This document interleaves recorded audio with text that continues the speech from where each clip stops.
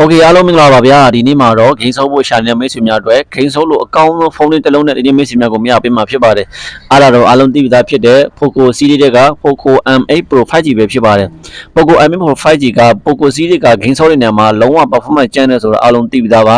ဒီနေ့မှာလည်းကျွန်တော်တို့ Poco series တွေကကျွန်တော်တို့ထွက်ထားတဲ့သိမကြသေးတဲ့ M8 Pro 5G ပဲဖြစ်ပါတယ် Poco M8 Pro 5G ကကျွန်တော်2026 January လလောက်မှာထွက်ထားတယ်ပေါ့နော်တော်တော်လေးကို performance ကောင်းတယ်သူ့ရဲ့ body လေးချိန်ကတော့205.9 gram နီးပါးလောက်တော့ရှိတယ် IPS 68 69အောင် supporting ပြီးတော့ကျွန်တော်ရေစိမ်းရေဝင်တန်းတာတွေအဲ့တော့ရေထဲပြုတ်ကြတာတွေတွေ့ခဲ့အရန်ကိုစိတ်ပူတာမလို့တအားမိုက်တယ်ပေါ့နော်သူ့ရဲ့ screen size ကလည်း 6.83 inch လက်မှရှိလို့မို့လို့တော်တော်လေးကို gain ဆော့ရတာကျေပြတ်နေလို့ပြောလို့ရတယ်ကျွန်တော်တို့ Crystal AMOLED 12-bit 68.7 billion color screen အမျိုးအစားမို့လို့တော်တော်လေးကိုအကျန်းခံတယ် resolution နဲ့ 1.5K ရှိတယ်2980 1280 pixel 440 ppi density ရှိပါတယ်အဲ့တော့ထုံးတဲ့အတိုင်းပဲ 120Hz refresh အပြည့်ရတော့မို့လို့ test sample rate တွေကတော့ဂိမ်းဆောက်ဖို့အတွက်ကျွန်တော်တွေဂိမ်းတွေကိုတာပုံမုတ်ထိ2560 AZT ပန်ပူးပေးတာတော့မလို့တော်တော်လေးကိုဂိမ်းဆောက်ရတာတော်တော်လေးကို smooth ဖြစ်ပြီးရုပ်တွေကြွတယ်brightness မှာလည်းကျွန်တော်တွေပြပြမှာလည်း3200 nit npm 1800 nit ရှိလို့မို့လို့နေဘူးထဲမှာ AC ကြည့်တင်ဆိုတာကြည့်နိုင်တယ်screen protection မှာလည်း Corning Gorilla Glass 2ကိုတောက်ပြတော့မို့တော်တော်လေးကိုအကျန်းခံတယ်ပြုတ်ကြတာတွေကျွန်တော်တို့တွေချော်ကြတာလေးအလုံးဝကိုအမြင့်နေကြတာတွေတွေ့တောင်းမှန်ကိုထိခိုက်မှာမဟုတ်ပါဘူးတော်တော်လေးကိုအကျန်းခံအောင်လည်းတွေ့ရတယ်performance ပိုင်းမှာလည်းတစ်ချက်ရှိုးလိုက်အောင်သူက Snapdragon လုံးဖြစ်သွားပြီးတော့ Snapdragon 7S Gen 4nm ကိုအစစ်မြင့် 5G processor ကိုအသုံးပြုထားတာမို့လို့line နဲ့တော်တော်လေးကို 5G network ကို supporting ပေးထားသူ line လည်းကောင်းတယ် gain နဲ့တော်တော်လေးကို smoothing ဖြစ်တယ်လို့တော်တော်ပြောလို့ရတယ်တော်တော်မိုက်တယ်ပေါ့နော်ပုံမှန်ဆိုလို့ရှိရင်ဒီ chipset ဆိုလို့ရှိရင် Snapdragon 7S Gen 4ဆိုလို့ရှိရင်ပုံမှန်တခြားသော brand တွေမှာဆိုလို့ရှိရင်အနည်းဆုံး340နားမှာရှိတယ်ဒါပေမဲ့ဒီကောင်မှာတော့ကျွန်တော်တွေလုံးဝဘူပတ်ကင်ကိုမှ15သိန်းဝန်းကျင်နဲ့ရောက်မှာဆိုတော့တော်တော်လေးကိုတန်တယ်ဒါတော့မှအခုဆိုလို့ရှိရင်ဈေးတွေကကျသွားပြီเนาะတချို့လည်းဆက်လေးနဲ့ရောင်းတယ်RAM kit ပေါ်မူတည်ပြီးတော့အယောင်နေနေရာဒေတာပေါ်မူတည်ပြီးဈေးတော့အနည်းချင်းတော့ပြောင်းလဲသွားနိုင်တယ်ကျွန်တော် GPU မှာလည်း CPU မှာလည်း A920 ကိုသုံးမိထားပြီး GPU မှာလည်း Adreno 810ကိုသုံးမိထားတာမို့လို့ရုပ်တွေက GPU များလေးရုပ်တွေကလုံးဝကြွလေးပဲအဲ့တော့ကျွန်တော်တွေတစ်ချက်ပြစ်လိုက်တဲ့ကျွန်တော်တွေအဲ့တော့အချက်တိုင်းမှာလုံးဝပုံနဲ့ကွက်တိလုံးဝကြည်လင်ပြတ်သားစွာတွေ့ရမှာဖြစ်ပါတယ်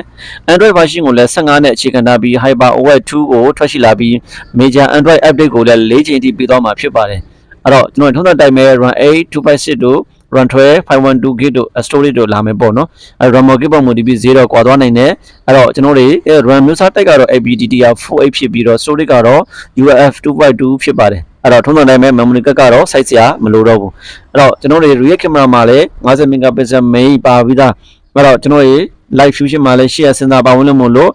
ကျွန်တော်တို့တွေတခါကြလို့ရှိရင် line shot ဖြစ်စေဗီဒီယိုရတဲ့ခါမျိုးမှာတုံးနေရင်လည်းအဲ့လိုမတုံအောင်ရုပ်ညင်စနစ်တွေတခါတည်းပါဝင်ပြီးသား megapixel ultra wide လေး 2.2 အဲ့တော့မြင်ကွင်းကျ zoom နဲ့ဆွဲလို့လည်းတော်တော်လေးကိုအဆင်ပြေတယ်ဗီဒီယိုကင်မရာမှာလည်း 4K ကို30 fps နဲ့ 1080p 30 fps တော့မဟုတ်လဲ60 fps အထိကိုကျွန်တော်တွေရုပ်တွေကြည်အောင်သူရိုက်ကူးနိုင်တယ်တော်တော်လေးကိုဗီဒီယို quality ကောင်းတယ်ရှေ့ကမှမှာလည်း32 megapixel 2.2 ကျွန်တော်တွေပန်ဟိုကင်မရာဗီဒီယိုရိုက်လို့ခုရှိတယ်အရှိကောအနောက်ကော 1080p 30 fps ကျွန်တော်60 fps ဒီရိုက်ကူးနိုင်လို့မို့လို့ဗီဒီယိုတွေ quality တွေတော်တော်လေးကိုကြည်တယ်ဒါကြောင့်မို့ကျွန်တော်တို့ကဒီလိုမျိုး live လွှင့်ပြီးဗီဒီယိုရိုက်မှာတို့ဗီဒီယိုကောခေါ်စကားပြောမှာတို့တော်တော်လေးကိုအဆင်ပြေတယ်ပြောရမယ်အဲ့တော့သူ့ရဲ့ battery မှာလည်း 6500 mAh LiPo battery ပေါင်လုံးမို့လို့တော်တော်လေးကိုခံတယ်အဲ့တော့ကျွန်တော် charger မှာလည်း100W hyper charge ကိုသုံးထားပြီး fast charger စနစ်ကိုပတ်မိုးထားလို့မို့လို့အမြင့်ဆုံးတက်မှာဖြစ်ပါတယ်အဲ့ဒါ 22.5W ကျွန်တော်တွေ wire reset charging ပေါင်နဲ့တက်မို့ကျွန်တော်ဖုန်းကနေပြီးတော့တခြားဖုန်းတစ်လုံးကိုပြန်ပြီးအားသွင်းလို့ရတဲ့စနစ်ပါတယ်ဒါတော်တော်လေးကိုထူးခြားတယ်နော်အဲ့တော့ကျွန်တော်ဖုန်းနဲ့တခြားဖုန်းတစ်လုံးကိုပြန်ပြီးတော့အားသွင်းနိုင်တယ်ဒါကြောင့်မို့ကျွန်တော်တို့က2026မှာကျွန်တော်ဒီဈေးနှန်းနဲ့ပေါ့နော်ဒီဈေးနှန်းနဲ့ဒီချစ်ဆက်နဲ့ဒီပေါင်းမမနဲ့ကျွန်တော် game မိုင်းမှာတော်တော်လေးကိုကျန်းတဲ့ဖုန်းဆိုရင်ဒီကောင်းကိုရွေးချက်တင်ပါတယ်ကျွန်တော်တို့ဒီ10သိန်းထက်မှာပေါ့နော်ကျွန်တော်73သိန်း14သိန်း15သိန်းဝန်းကျင်မှာတခြားသောကျွန်တော် Redmi Note 14ရှိမယ်ဒီပြောမှဆို Note 14နဲ့အများကြီးတာတယ်Note 15ရှိမယ်ပြီးတော့ Infinix နောက်ဆုံးထွက်ထားတဲ့50 60ရှိမယ်စပ်ပြပုံအဲ့ဒီ model တွေနဲ့အများကြီးကိုဒီကောင်ကတာတယ်အဲ့တော့ကျွန်တော်တွေဖို့ကိုတို့ပြောလိုက်တာနဲ့ဂိမ်းဆော့ဖို့အတွက်ကိုတိတန့်ထုတ်ပေးတာလို့တော့ပြောလို့ရတယ်တော်တော်လေးကိုမိုက်တယ်ဒါကြောင့်မိတ်ဆွေများဂိမ်းဆော့ဖို့ကွာရှာနေဂိမ်းဆော့ဖို့လည်းမိုက်တယ် all rounder အတွက်လည်းမိုက်တယ် social media တွေသုံးဖို့အတွက်လည်းမိုက်တယ်ဆိုရင်အဲ့တော့မိတ်ဆွေများရှာနေဒီကောင်လေးကိုရွေးချယ်လို့ရပါတယ်ဗျဒီကောင်ကကျွန်တော်ဂိမ်းကိုဦးစားပေးထားတယ်တခြားသော infinite တို့ကျွန်တော်တို့တွေတက္ကနိုတို့ထက်ကိုဂိမ်းဆော့တာပိုလို့စမှုတင်ဖြစ်တယ်လို့ပြောလို့ရမယ်เนาะဒီဈေးတန်းမှာပြီးတော့ကျွန်တော်ပစ္စည်းအဖြစ်လဲထုံးစံတိုင်းပဲတူရတယ် Redmi အထက်ပဲဖြစ်လို့မို့ကျွန်တော်ဒီပစ္စည်းကတော့ပေါ်တယ်အဲ့တော့ဘာပဲဖြစ်ဖြစ်အလွယ်တကူပဲရှာလို့လွယ်ပေါ့နော်အဲ့တော့တခြားသော brand တွေကတခြားသောပေါ့နော်တခြားသော Infinite တို့စားပြီပေါ့နော် Tecno တို့စားတဲ့ brand တွေကတော့နောက်ဆုံးထွက်ထားတဲ့ model ဆိုရင်ပစ္စည်းကနည်းနည်းလေးစောက်ရတတ်မျိုးလိုရှိတယ်ဒါမှနောက်ပိုင်းတော့နောက်ပိုင်းနည်းနည်းစောက်လိုက်လို့အဆင်ပြေတယ်ပေါ့နော်ဒီကောင်ကတော့အခုတန်ထွက်သူ့ spare ဘက်ကလည်းအသိမကြောက်တန်းရတယ်ဆိုတော့ spare ဘက်ကလည်းစိတ်ပူတာမလိုဘူးပြောမယ်ဆိုရင်ကျွန်တော်တို့ brand ရလည်းခိုင်မာမှုရှိတယ်အဲ့တော့ game ရလည်းတော်တော်လေးကို smoothing ဖြစ်တယ်ဒါဆိုရင် Messi မြတ်ဒီကောင်လေးရွေးချယ်လို့ရပါတယ်ဗျအလေးမြပေးတာပါအားလုံးကျေးဇူးတင်ပါတယ် Messi မြတ်ကဘယ်ဖုန်းအကြောင်းလေးသိချင်လဲဆိုတာ comment လေးမှာရေးပေးပါဦးဗျအားလုံးကိုကျေးဇူးတင်ပါတယ်ဗျ